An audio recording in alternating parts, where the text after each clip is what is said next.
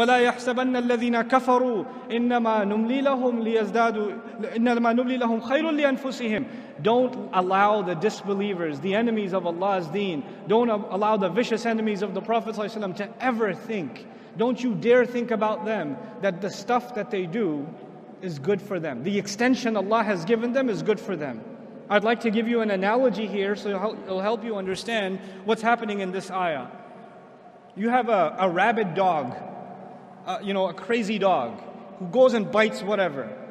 And then somebody says, why don't you just put it on a leash? And what Allah does is He puts this dog on, like you could say, a 1,000-foot leash. It's a really long leash. The thing is, for 999 feet, this dog thinks that it's running free. Doesn't it? If you put it on a 1-foot leash, it can't move. But if you put it on a 1,000-foot leash, it's going to run around and never feel like a choke. But Allah says, I only extend for them, release them, give them more room. You want to do evil stuff? You want to do kufr stuff? Go ahead, do more.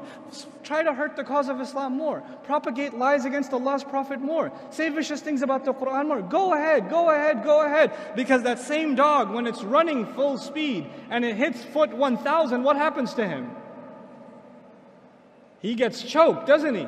And that choke is way harder when he's running full speed than it would have been if it was 1 foot long.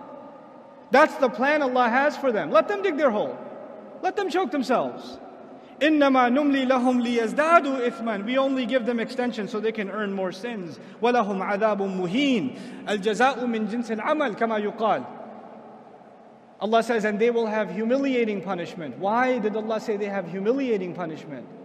Allah usually says great punishment, painful punishment, but this time He says humiliating punishment. Why? Because when they try to humiliate the deen of Allah, then the only fair punishment is that they shall face humiliating punishment.